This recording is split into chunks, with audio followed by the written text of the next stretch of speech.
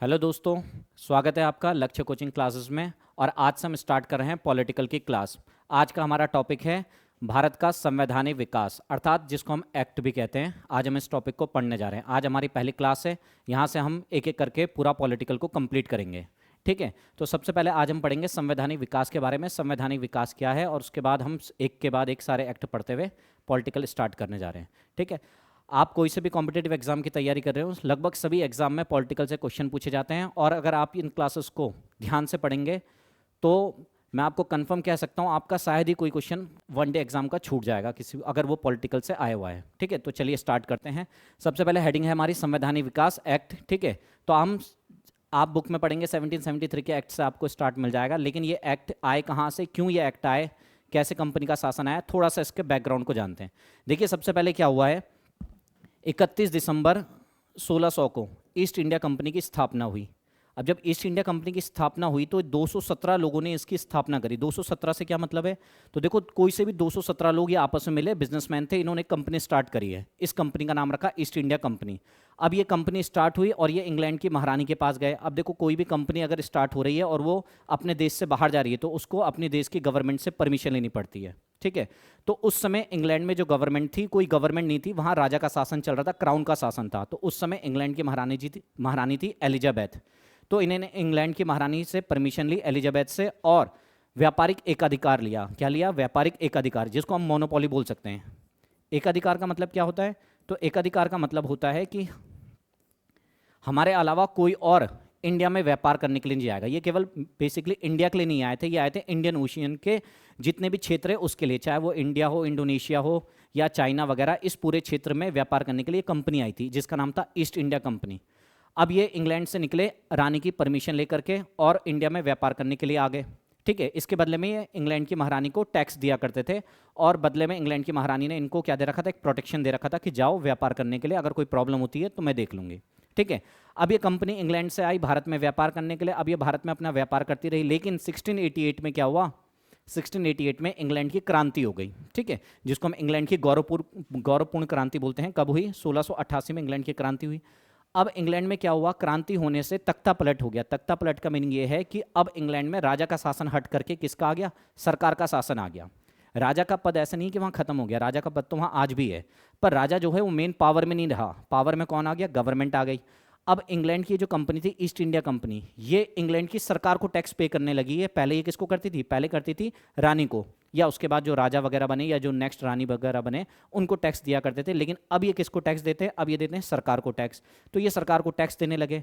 लेकिन अब हुआ क्या, 1767 के आसपास कंपनी आ गई घाटे में। अब जब कंपनी घाटे में आ गई, कौन सी कंपनी? ईस्ट इंडिया कंपनी घाटे में आ गई, और ये कंपनी सरकार को पैसा पे नहीं कर पाई।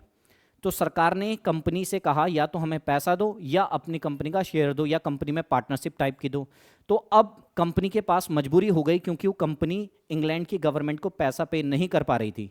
तो अब इंग्लैंड की कंपनी ने क्या कहा, इंग्लैंड की सरकार ने कंपनी को कहा, तुम हमें अब अपनी कंपनी में हिस्सेदारी दोगे और जैसा हम बोलेंगे वैसा करोगे। अब ईस्ट इंडिया कंपनी को मजबूरी में करना पड़ा, क्योंकि उनके पास पैसा तो था नहीं देने के लिए। अब उन्हें क्या करना पड़ा, अपनी कंपनी का अधिकार किसको देना पड़ा? इंग्लैंड की सरकार को देना पड़ा। बदले में सरकार ने क्या करा, इंग्लैंड की जो ये कंपनी थी ईस्ट इंडिया कंपनी, इसका टैक्स माफ कर दिया और कहा अब से हम तुमको रेगुलेट करेंगे, ऑपरेट करेंगे। और कैसे करेंगे? तो एक्ट के माध्यम से करेंगे। हम टाइम टू टाइम तुमको एक्ट देंगे, एक आज्ञा पत्र देंगे, और उसी आज्ञा पत्र से तुम भारत में काम करोगे। तो इन्हीं को कहा जाता था एक्ट। यहां से बनने शुरू हुए चार्टर एक्ट। तो कितने चार्टर एक्ट आए? तो चार्टर एक्ट हमारे पास आए हैं, देखो, एक आया 1773 का चार्टर एक्ट, एक आया है 1793 का चार्टर एक्ट, एक आया 1813 का चार्टर एक्ट, एक आया 1833 का चार्टर एक्ट, और एक आया 1853 का चार्टर एक्ट। टोटल कितने एक्ट हो गए? तो 5 चार्टर एक्ट हुए। चार्टर एक्ट का मतलब क्या है? आज्ञा पत्र। कौन दे रहा है आज्ञा? इंग्लैंड की सरकार दे रही है। किसको दे रही है? इंग्लैंड की कंपनी को दे रही है। तो इस एक्ट के माध्यम से इंग्लैंड की सरकार इंग्लैंड की ईस्ट इंडिया कंपनी को आज्ञा दे रही है कि तुम भारत में किस तरीके से काम करोगे, चाहे वो बिजनेस से संबंधित हो या राजनीति से संबंधित हो, जो भी काम है वो किस तरीके से काम होंगे, उसके लिए एक पत्र भेजते थे। उस आज्ञा पत्र को ही चार्टर एक्ट कहा जाता था। यही एक्ट जो है भारत का धीरे धीरे संविधान के विकास में क्या बनाए, आधार बनाए। इसके बाद कंपनी का शासन खत्म हुआ, फिर हमारे पास काउंसिल एक्ट आने शुरू हुए, उसके बारे में आगे पढ़ेंगे। फिलहाल ये चार्टर एक्ट हैं जो हम एक दो चार्टर एक्ट को आज की क्लास में कंप्लीट करेंगे। ठीक है, चलिए तो चार्टर एक्ट स्टार्ट करते हैं। सबसे पहले आया 1773 का चार्टर एक्ट, लेकिन इस चार्टर एक्ट को समझने से पहले थोड़ा सा प्रशासन समझ लेंगे। थोड़ा सा क्या समझ लेंगे, प्रशासन समझ लेंगे। किसका, कंपनी का कैसे प्रशासन रहा है। ठीक है,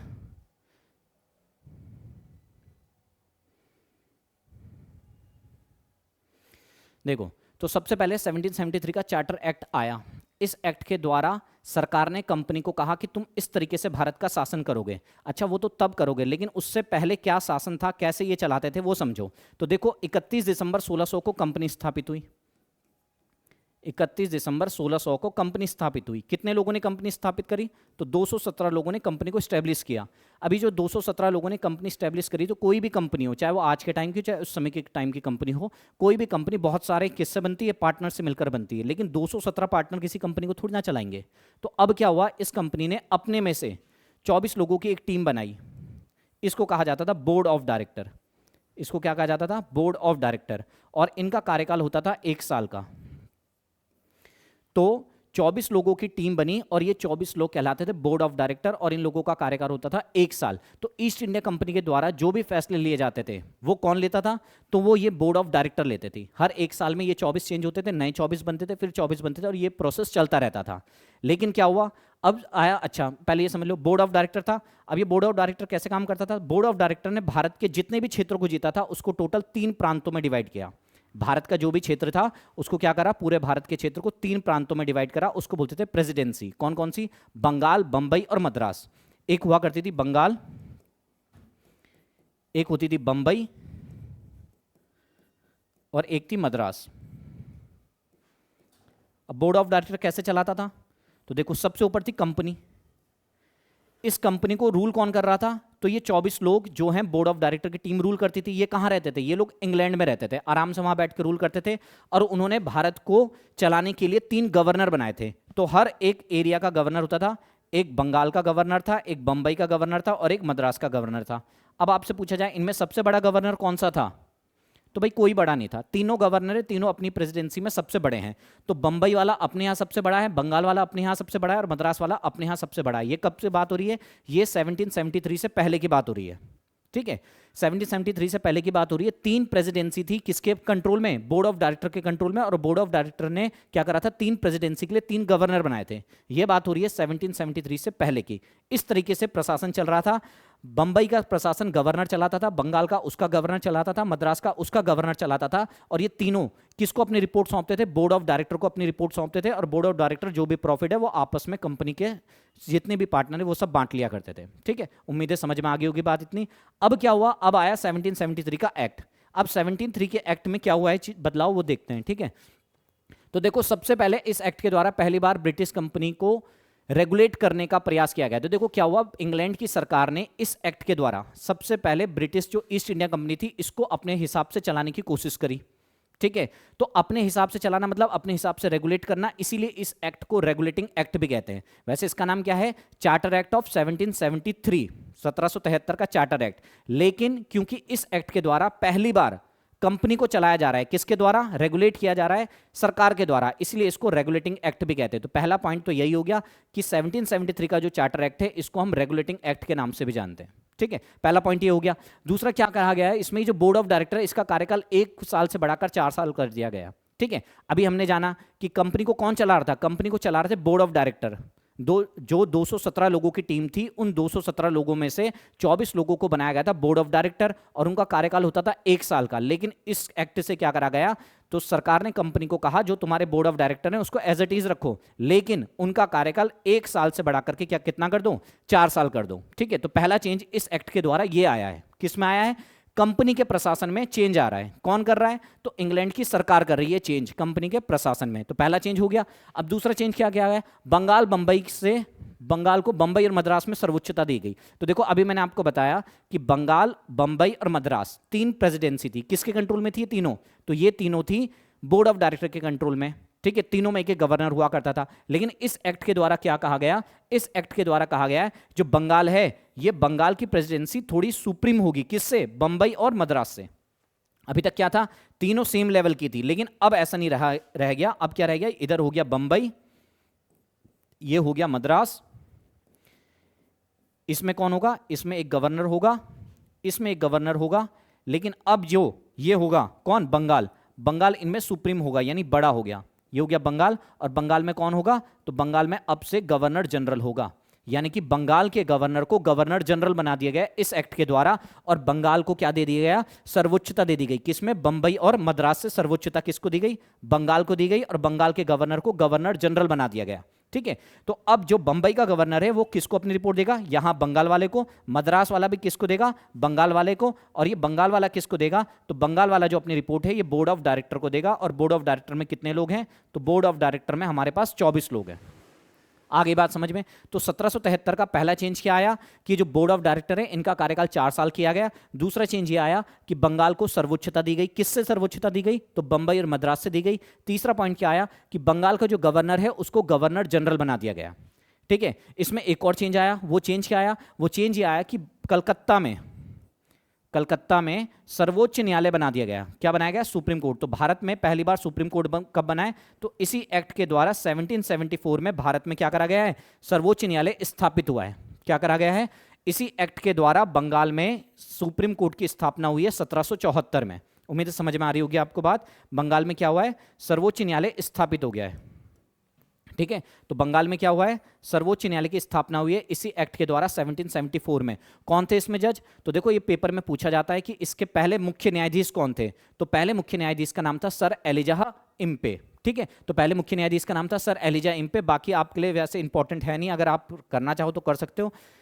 कौन कौन थे, चैम्बर्स, लिमेंस्टर और हाइड। ये हाइड नहीं है, हाइड है। ठीक है, चैम्बर, लिमेंस्टर और हाइड, टोटल 4 जज थे सुप्रीम कोर्ट में। कब, 1774 में जब एक्ट आया था 1773 का, तो कलकत्ता में सुप्रीम कोर्ट बना 74 में। और कितने जज थे, 4 जज थे, जिसमें चीफ जज जो थे उनका नाम था सर एलिजाह इम्पे। और 3 कौन थे, तो लेमेंस्टर, हाइड और चैम्बर्स। ठीक है, तो ये 3 अन्य जज थे। उम्मीद है समझ गए होंगे बात को। अच्छा, इसके अलावा कानून बनाने के लिए गवर्नर जनरल की कार्यकारी परिषद बनाई गई। ठीक है, क्या करा गया, गवर्नर जनरल की कार्यकारी परिषद बनाई गई। देखो अभी तक कौन था, अभी तक कानून कौन बना रहा था, जैसे ये बंबई था तो बंबई का कानून कौन बनाता था, बंबई का कानून उसका गवर्नर बनाता था, बंगाल का कानून उसका गवर्नर बना रहा था, और मद्रास का कानून उसका गवर्नर बनाता था। अभी तक ये था कि सारे के सारे गवर्नर अपने अपने कानून बनाते थे। लेकिन अब इसको तो बना दिया गवर्नर जनरल, किसको, बंगाल वाले को। इनके ऊपर कौन था, board of director. Board of director आराम से इंग्लैंड में बैठ के रूल करता था। उसने इनको कह रखा था तुम अपने एरिया के कानून खुद बनाओ और खुद उसको इंप्लीमेंट करो। लेकिन इस एक्ट के द्वारा क्या हुआ, इस एक्ट के द्वारा कहा गया ये जो गवर्नर जनरल है इसकी अब एक ईसी बनेगी, इसको बोलते थे कार्यकारी परिषद या एग्जीक्यूटिव काउंसिल। क्या बोलते थे, कार्यकारी परिषद। और इसमें कितने मेंबर होंगे, 4। यानी कि अब शासन कैसे चलेगा, तो शासन चलाने के लिए अब होगा गवर्नर जनरल, और गवर्नर जनरल के साथ उसकी एक होगी ईसी। कौन होगी, ईसी। और ईसी में कितने लोग बैठेंगे, 4 लोग। क्या करेंगे ये 4 लोग, ये 4 लोग बैठ करके कानून बनाएंगे। क्या करेंगे, ये कानून बनाएंगे और अपने कानून को गवर्नर जनरल को देंगे, और गवर्नर जनरल अब उस कानून को इंप्लीमेंट करेगा। तो कहने का अर्थ यह है कि अब कानून बनाने के लिए पहली बार गवर्नर जनरल से पावर हटा करके किसको दे दी गई, एग्जीक्यूटिव काउंसिल को। ऐसा नहीं है गवर्नर जनरल कानून नहीं बनाएगा, लेकिन जो मेन पावर है वो किसके पास है, ईसी के पास है। इसको शॉर्ट में ईसी बोलेंगे, यानी कि एग्जीक्यूटिव काउंसिल या कार्यकारी परिषद। उम्मीद है समझ गए होंगे आप बात को। ठीक है, तो कौन थे इसके सदस्य, वॉरवेल, ये खेल नहीं है, ठीक है, सॉरी, इसका नाम है वॉरवेल, फिलिप फ्रांसिस और मानसेन क्लेवरिंग। ये इसके 4 मेंबर थे। किसके थे, ईसी के मेंबर, एग्जीक्यूटिव काउंसिल के 4 मेंबर थे। ठीक है, तो ये 1773 के एक्ट में। इसके अलावा क्या करा गया, ईसी द्वारा बनाए गए कानूनों को गवर्नर जनरल द्वारा सुप्रीम कोर्ट में रजिस्टर करवाया जाएगा। होगा क्या, देखो होगा ये कि कानून कौन बनाएगा, कानून बनाएगा ईसी। ईसी बनाएगा कानून, ईसी बनाएगा कानून। अब ईसी जो कानून बनाएगा वो कानून गवर्नर जनरल को देगा, और गवर्नर जनरल किसके पास जाएगा, सुप्रीम कोर्ट के पास जाएगा। देखो मैं टेबल बना के बताता हूं। जैसे ये है गवर्नर जनरल, सबसे ऊपर है बोर्ड ऑफ डायरेक्टर। ये बोर्ड ऑफ डायरेक्टर में कितने लोग हैं, 24 लोग हैं। इन 24 लोगों के नीचे एक आएगा कौन, एक आएगा गवर्नर जनरल। कहां का, बंगाल का। और गवर्नर जनरल के नीचे कौन है, गवर्नर जनरल के नीचे ईसी। कितने सदस्य वाली, 4। अब ये चारों मिलकर के कानून बनाएंगे। कानून बनाने के बाद ये गवर्नर जनरल को देंगे, और गवर्नर जनरल सुप्रीम कोर्ट के पास जाकर के इस कानून को रजिस्टर्ड करवाएगा। आगे बात समझ में? तो ये था 1773 का चार्टर एक्ट, ठीक है, या 1773 का रेगुलेटिंग एक्ट। क्या क्या पॉइंट थे इसमें, तो देखो एक रिवीजन कर लेते हैं। इस एक्ट के द्वारा पहली बार क्या करा गया, कंपनी को रेगुलेट किया गया, इसलिए इसको रेगुलेटिंग एक्ट कहते हैं। दूसरा क्या किया गया, बोर्ड ऑफ डायरेक्टर के जो सदस्य उनका कार्यकाल 1 साल से बढ़ाकर 4 साल किया गया। तीसरा क्या चेंज हुआ, इसी एक्ट के द्वारा कलकत्ता में पहली बार सर्वोच्च न्यायालय बनाया गया। कौन इसके चीफ जज थे, तो सर एलिजा इम्पे इसके जज थे। इसके द्वारा क्या कहा गया कि कानून बनाने के लिए एक एग्जीक्यूटिव काउंसिल बनाई गई, जिसमें टोटल मेंबर्स कितने थे, 4, ठीक है। और जो कानून ये बनाएंगे उस कानून को गवर्नर जनरल क्या करेगा, सुप्रीम कोर्ट में जाकर के रजिस्टर्ड करेगा। तो ये था 1773 का चार्टर एक्ट। उम्मीद है आप समझ गए होंगे। चलिए अगले में चलते हैं। तो अगला है 1781 का एक्ट ऑफ सेटलमेंट। अच्छा, इसको एक्ट ऑफ सेटलमेंट क्यों बोलते हैं और क्यों ये एक्ट आया, तो देखो 1773 के एक्ट में कुछ कमियां थी, ठीक है। गवर्नर जनरल को कुछ दिक्कतें हो रही थी, तो उसी दिक्कतों को दूर करने के लिए, जो प्रॉब्लम्स थी, समस्याएं थी, उनको दूर करने के लिए पहली बार एक संशोधन करने के लिए एक्ट लाया गया। इसीलिए इसको क्या कहते हैं, अमेंडमेंट। अमेंडमेंट एक्ट का मतलब क्या है, संशोधन करने के लिए एक एक्ट लाया गया। कौन से एक्ट में, तो 1773 के एक्ट की कमियों को दूर करने के लिए एक संशोधन किया गया, और उसी संशोधन करने वाले एक्ट को क्या कहा जाता है, एक्ट ऑफ सेटलमेंट। कब आया है, 1781 में आया। तो क्या है इस एक्ट की खास बात, पहले देखो। सबसे पहले ये भारत का पहला जुडिशरी एक्ट है। जुडिशरी एक्ट अर्थात न्यायिक कानून, जुडिशरी एक्ट अर्थात न्यायिक कानून है भारत का पहला। अब न्यायिक कानून क्यों है, तो वो समझ लेते हैं। तो देखो, न्यायिक कानून इसलिए कहा जाता है क्योंकि ये भारत में बनाया गया, भारत के लिए बनाया गया पहला ऐसा कानून था जिसमें सुप्रीम कोर्ट को गाइडलाइन दी गई थी, ठीक है। सुप्रीम कोर्ट को कुछ बातें बताई गई थी कि तुमको भारत में किस प्रकार से काम करना है, इसीलिए इसको क्या कहा गया, इसलिए इसे भारत का पहला न्यायिक कानून कहा गया, अर्थात जुडिशरी एक्ट कहा गया। तो पहला पॉइंट तो यही हो गया, भारत का जुडिशरी एक्ट हो गया। दूसरा, इसको अमेंडमेंट एक्ट कहते हैं। क्यों कहते हैं अमेंडमेंट, तो बताया मैंने आपको, क्योंकि 1773 के एक्ट में कुछ अमेंडमेंट किया गया, इसलिए इसको एक्ट ऑफ अमेंडमेंट भी कहते हैं, एक्ट ऑफ सेटलमेंट भी कहते हैं, और जुडिशरी एक्ट भी कहते हैं। तो ये 3 नाम हो गए इसके, ठीक है, 1781 के एक्ट। अब इसमें कहा गया, तो सबसे पहले इसमें समझ लो, इसमें कार्यपालिका और न्यायपालिका को पृथक किया गया। क्या कहा गया कि आज से जो हमारी एग्जीक्यूटिव होगी, यानी कि गवर्नर जनरल और उसकी ईसी यानी कि कार्यकारी परिषद, वो अलग काम करेंगे, और जो सुप्रीम कोर्ट होगा वो अलग काम करेगा। दोनों एक दूसरे के कार्यों में दखलंदाजी नहीं करेंगे। इसीलिए इसमें क्या कहा गया, इसको जुडिशरी एक्ट कहा गया। क्या कहा गया, इसी एक्ट के द्वारा कार्यपालिका और न्यायपालिका को पृथक कर दिया गया। और साथ में इस एक्ट के बाद गवर्नर जनरल द्वारा सर्वोच्च न्यायालय से कानून रजिस्टर करवाने की अनिवार्यता को समाप्त कर दिया गया। अभी मैंने आपको बताया था पिछले एक्ट में कि ईसी कोई कानून बनाएगा तो वो कानून बनाने के बाद गवर्नर जनरल को देगा, और गवर्नर जनरल उस कानून को सुप्रीम कोर्ट से रजिस्टर्ड करवाएगा। तो अब इस एक्ट में ये चीज मना कर दी गई। क्या कहा गया, एक तो कहा गया कि कार्यपालिका अपना काम खुद देखेगी, न्यायपालिका अपना काम खुद देखेगी, दोनों को अलग अलग कर दिया गया। दूसरा क्या कहा गया कि जो ईसी कानून बनाता था उस कानून को रजिस्टर करवाया जाता था सुप्रीम कोर्ट में, कहा अब नहीं करवाना, ठीक है। तो ये दूसरा पॉइंट भी इसमें हो गया, ठीक है। ये 2 पॉइंट हो गए। इसके अलावा क्या गया, सुप्रीम कोर्ट के निर्देश दिया गया कि वो जो भी कानून वगैरह बनाए, जो भी निर्णय भारत में देगा, कौन, सुप्रीम कोर्ट, वो भारतीय रीति रिवाजों का ध्यान रखेगा। ऐसा नहीं कि कोई जज इंग्लैंड से पढ़कर आ रखा है तो वहां के कल्चर को, वहां के कानूनों को ध्यान में रखते हुए भारत में फैसले देगा, क्योंकि भारत में अलग रीति रिवाज थे। तो ये कहा गया इस एक्ट में कि जो सुप्रीम कोर्ट का जज होगा वो भारतीयों के जब फैसले करेगा तो उसे भारतीयों के फैसले करते समय भारत के रीति रिवाजों का ध्यान रखना है, भारत के कल्चर का ध्यान रखना है। यही इस एक्ट में कहा गया। तो ये इस एक्ट में था। उम्मीद है आप समझ गए होंगे।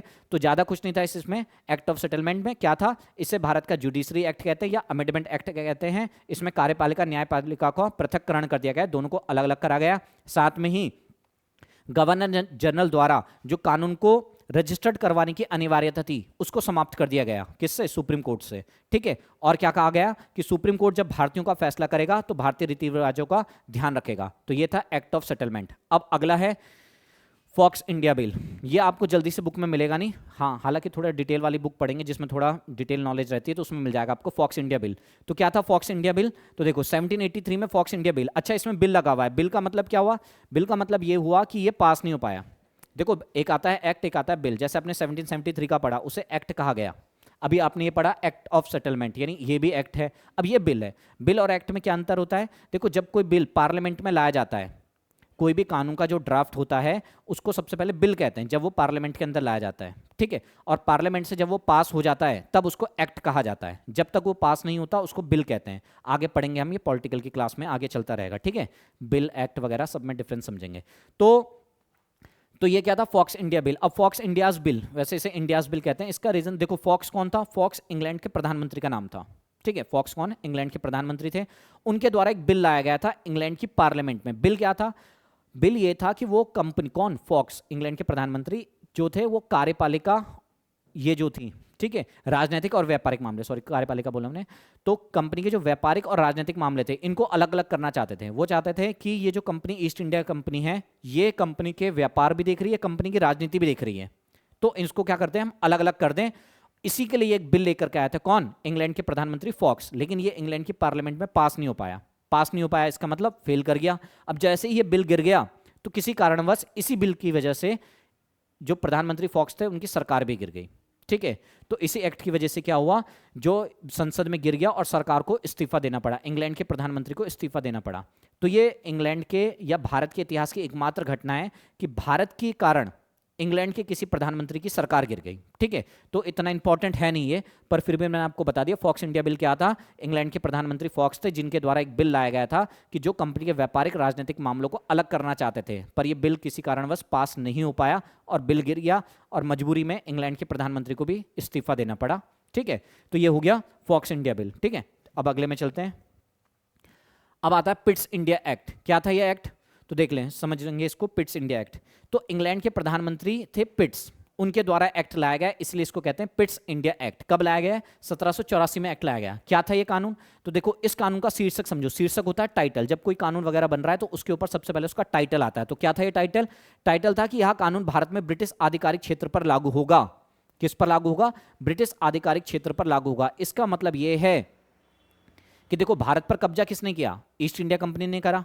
भारत में प्रेसिडेंसी किसने बनाई? ईस्ट इंडिया कंपनी ने बनाई। भारत में एडमिनिस्ट्रेशन किसने स्टार्ट किया? ईस्ट इंडिया कंपनी ने किया। लेकिन इस एक्ट के द्वारा सरकार क्या कह रही है कि यह कानून ब्रिटिश आधिकारिक, ब्रिटिश आधिकारिक का मतलब हुआ ब्रिटेन के अधिकार वाले भारत पर, ब्रिटेन के अधिकार। इसका मतलब क्या है? इंग्लैंड की सरकार ने यह कह दिया कि आज से जो भारत है वो ईस्ट इंडिया कंपनी का नहीं है, वो किसका है?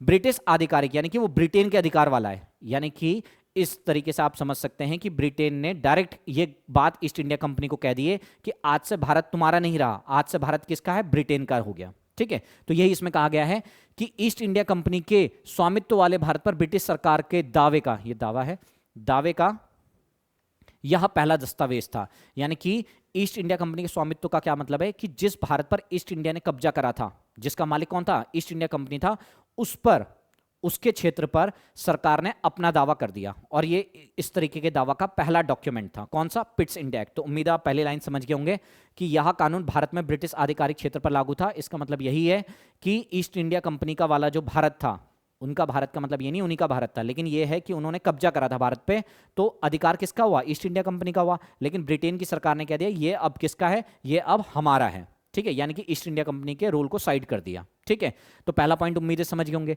अब दूसरा क्या करा इस एक्ट में? वही कहा गया कि देखो, अभी तक कंपनी को कौन चला रहा था? कंपनी को चला रहा था board of director. Board of director क्या करता था? बोर्ड ऑफ डायरेक्टर कंपनी के व्यापार और राजनीतिक, व्यापार से क्या मतलब है कि किस राज्य के साथ हमारा ट्रेड होगा, किसके साथ नहीं होगा, ये हो गए व्यापारिक मामले। राजनीतिक मामले क्या हो गए? किस राज्य के साथ संधि होगी, किसके साथ शत्रुता होगी, किसके साथ युद्ध होगा, किसके साथ संधि होगी, ये सारे राजनीतिक मामले थे। तो ये थे कंपनी के व्यापारिक और राजनीतिक मामले। तो अभी तक कौन दिख रहा था? अभी तक दिख रहा था बोर्ड ऑफ डायरेक्टर। अभी तक कौन दिख रहा था? Board of director. कितने सदस्यों वाला? 24 सदस्यों वाला बोर्ड ऑफ डायरेक्टर। लेकिन अब इन्होंने कहा कि ऐसा नहीं चलेगा। अब कौन होगा? तो देखो, सबसे नीचे तो ये हो गया, ये हो गया जैसे बंगाल में, ये है बंगाल। बंगाल को कौन चला रहा है? Governor general. और इसकी कार्यकारी परिषद, ये कौन चला रहा है? कार्यकारी परिषद, ये चला रहे हैं। इसके ऊपर कौन था? तो इसके ऊपर था बोर्ड ऑफ डायरेक्टर। कितने सदस्य थे? 24 सदस्य थे बोर्ड ऑफ डायरेक्टर में। ठीक है, तो कंपनी का व्यापार और राजनीतिक सब यही देखा करते थे। लेकिन इस एक्ट के द्वारा कहा गया कि अब बोर्ड ऑफ डायरेक्टर अकेले नहीं चलाएगा, अब इसके साथ एक और टीम बनाई जाएगी। इस टीम का नाम होगा BOC, board of control. Board of control, और इसमें जो सदस्य होंगे वो 6 होंगे। इसके जो सदस्य होंगे वो कितने होंगे? 6 होंगे। तो अब कंपनी को चलाने का काम केवल बोर्ड ऑफ डायरेक्टर का नहीं है, बोर्ड ऑफ कंट्रोल का भी है। अब क्या होगा? कंपनी का व्यापार वाले जितने भी मामले हैं वो सारे बोर्ड ऑफ डायरेक्टर देखेगा, और कंपनी के राजनीतिक के जितने भी मामले हैं, ठीक है, कंपनी के राजनीतिक मामलों को कौन देखेगा? तो कंपनी के राजनीतिक मामलों को बोर्ड ऑफ कंट्रोल देखेगा। तो ये पहली बार क्या किया गया? पहली बार कंपनी के शासन को 2 भागों में बांट दिया गया। ठीक है, तो आप ऐसा कर सकते हैं कि कंपनी में क्या कर दिया गया? द्वैत शासन लागू कर दिया गया कंपनी में। ठीक है, कंपनी में द्वैत शासन लागू किया गया, board of control, board of director बना के। बोर्ड ऑफ डायरेक्टर क्या करेगा, कंपनी के व्यापारिक मामलों को देखेगा, जबकि बोर्ड ऑफ कंट्रोल क्या करेगा, ये कंपनी के राजनीतिक मामलों को देखेगा। बोर्ड ऑफ कंट्रोल में सदस्यों की संख्या 6 है, जबकि बोर्ड ऑफ डायरेक्टर में सदस्यों की संख्या कितनी है, 24 है। ठीक है, उसके नीचे गवर्नर जनरल होगा, और गवर्नर जनरल की कौन होगी, ईसी। अब क्या है देखो, ईसी में सदस्य कितने थे, पहले 4 थे, तो इस वाले एक्ट में क्या करा गया, इस 4 को घटा करके 3 कर दिया गया। तो उम्मीद है आप समझे होंगे क्या क्या चेंज हुआ है। पहला चेंज तो ये हुआ है कि कंपनी को व्यापारिक और राजनीतिक मामलों को अलग अलग कर दिया गया। अलग अलग 2 टीम बनेंगी, वो देखेंगी। कंपनी के व्यापारिक मामलों को बोर्ड ऑफ डायरेक्टर देखेगा, जो पहले से बना था, और एक नई टीम बनाई गई जिसका नाम था बोर्ड ऑफ कंट्रोल, जिसमें सदस्य रखे गए 6, और ये टीम क्या करेगी, ये टीम कंपनी के राजनीतिक मामलों को देखेगी। इसके अलावा दूसरा चेंज क्या किया गया, तो दूसरा गवर्नर जनरल की जो ईसी थी, जिसमें मेंबर्स की संख्या थी 4, इसको घटा करके 3 कर दिया गया। ठीक है, आगे फिर 4 कर देंगे, लेकिन फिलहाल इसको क्या कर दिया गया, 3 कर दिया गया। ये किस में था, ये था act of Pitt's India act में था। तो उम्मीद है आप समझ गए होंगे 1784 का पिट्स इंडिया एक्ट। ठीक है, चलिए आगे बढ़ेंगे। तो अगला अब आया है 1793 का चार्टर एक्ट। क्या है 1793 का चार्टर एक्ट, तो इसमें ये कहा गया है, जो बीओसी है, देखो जो बीओसी है, इस बीओसी के जो मेंबर्स हैं, ये इंग्लैंड की पार्लियामेंट के लोग हैं। बीओसी के जो मेंबर्स हैं, देखो इस चीज को समझो, जो बोर्ड ऑफ डायरेक्टर के मेंबर है, ये कौन है, ये कंपनी वाले थे। 217 लोगों की टीम थी, जिन 217 लोगों ने मिलकर के कंपनी बनाई थी, उसमें से 24 लोग चुने जाते थे, वो थे बोर्ड ऑफ डायरेक्टर। लेकिन ये क्या है, ये बोर्ड ऑफ कंट्रोल क्या है, बोर्ड ऑफ कंट्रोल में इंग्लैंड की पार्लियामेंट की, यानी कि इंग्लैंड की सरकार के 6 आदमी थे। अब इंग्लैंड की सरकार के आदमी, और मामला किसका देख रहे हैं, भारत की राजनीति के मामले देख रहे हैं। तो 1793 के एक्ट में यह कहा गया कि जब ये इंग्लैंड के होकर के इंडिया के मामले देख रहे हैं, तो इनकी सैलरी भी तो इंडिया से आनी चाहिए। तो बस यही चीज 1793 के एक्ट में की गई कि जो बीओसी के सदस्य हैं, इनका जो वेतन है वो भारतीय राजस्व से दिया जाएगा। उम्मीद है आप लोग समझ गए होंगे। तो ये आपका हुआ 1793 का चार्टर एक्ट। अब अगला एक्ट है 1813 का चार्टर एक्ट। ठीक है, ज्यादा कुछ नहीं कहा गया इस एक्ट में, कुछ एक चीजें कही। देखो, जब कंपनी आई थी 1600 में, हम समझ रहे हैं। अब 1813 का चार्टर एक्ट, तो इसमें क्या हुआ है, देखो 1773 में जब कंपनी यहां पर भारत में पहली बार एक्ट आया गया, तो कंपनी को क्या कहा गया, कंपनी को कहा गया तुम्हारा व्यापारिक एकाधिकार है। क्या है, व्यापारिक एकाधिकार।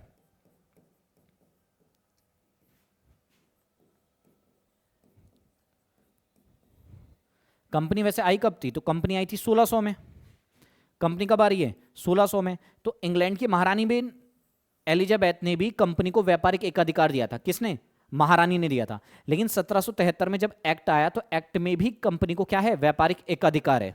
व्यापारिक एकाधिकार का मतलब हुआ इंग्लैंड की कोई और कंपनी भारत नहीं आएगी व्यापार करने के लिए। केवल कौन आएगा, एक ही कंपनी आएगी इंग्लैंड से। उस कंपनी का नाम था ईस्ट इंडिया कंपनी। ये आ गई थी भारत व्यापार करने के लिए। लेकिन हुआ क्या है, हुआ ये है कि 1813 के इस एक्ट में अब इंग्लैंड की सरकार ने कंपनी को यह कह दिया है कि जो तुम्हारा व्यापारिक एकाधिकार है, इसको हम सीमित कर रहे हैं। सीमित कैसे कर रहे हैं, सीमित कर रहे हैं कि जो भारत में तुम सारी चीजों का व्यापार अकेले करते थे, अब तुम सारी चीजों का नहीं करोगे। केवल किस में करोगे, भारत में चाय का व्यापार केवल तुम करोगे। बाकी जो और व्यापार हैं, ये इंग्लैंड की और कंपनियां भी आएंगी वो व्यापार करने के लिए।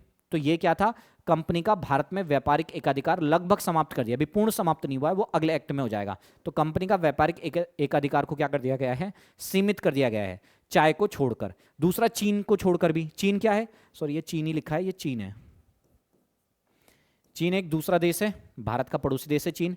तो चीन के साथ केवल और केवल कौन व्यापार करेगा, ईस्ट इंडिया कंपनी व्यापार करेगी, और कोई व्यापार नहीं करेगा। किस देश के साथ, चीन के साथ। और भारत की बात करें तो भारत में चाय को छोड़कर अब इंग्लैंड की और कंपनियां भी व्यापार करने के लिए आएंगी। यही इस एक्ट में कहा गया था। कौन सा एक्ट था, तो 1813 का ये एक्ट था। दूसरा क्या कहा गया, तो इस एक्ट में कहा गया कि जो ईस्ट इंडिया कंपनी है, ये भारत से इतना पैसा कमा रही है, तो भारत के वेलफेयर के लिए भी तो कुछ काम करेगी। तो इंग्लैंड की संसद ने या सरकार ने कंपनी को यह कहा कि तुम भारतीयों की एजुकेशन पर ईयर 1 लाख रुपए खर्च करोगे। क्या कहा गया है कि तुम भारतीयों की शिक्षा पर प्रतिवर्ष 1 लाख रुपए का खर्चा करोगे। यह बात भी इस एक्ट में कही गई। ठीक है, एक लास्ट पॉइंट इस एक्ट में क्या था, तो यह कहा गया है कि जो ईसाई मिशनरी है, ईसाई मिशनरी मतलब जो चर्च में फादर वगैरह रहते हैं या पादरी वगैरह कह लो, तो ईसाई मिशनरियों को भारत आने की अनुमति मिली। क्यों मिली भारत आने की अनुमति, ताकि वो अपने क्रिश्चियन धर्म का प्रचार प्रसार भारत के अंदर कर सकें। तो ये इस एक्ट में कहा गया। ठीक है, तो ये आपका तीसरा चार्टर एक्ट भी हो गया। तो 3 चार्टर एक्ट आपके कंप्लीट हो गए, 1773 का, 1793 का और 1813 का, 3 चार्टर एक्ट हो गए। इस बीच आपका पिट्स इंडिया एक्ट 1784 का, एक्ट ऑफ सेटलमेंट 1781 का, ठीक है, ये भी आपका कंप्लीट हो गया। उम्मीद है आपको समझ में आ गए होंगे। इसके आगे का टॉपिक हम अगले क्लास में करते हैं, ठीक है। कैसा आपको क्लास लगी, क्या आपको डाउट है या क्या समझ में नहीं आया, आप प्लीज़ कमेंट करके बताइएगा। Thank you.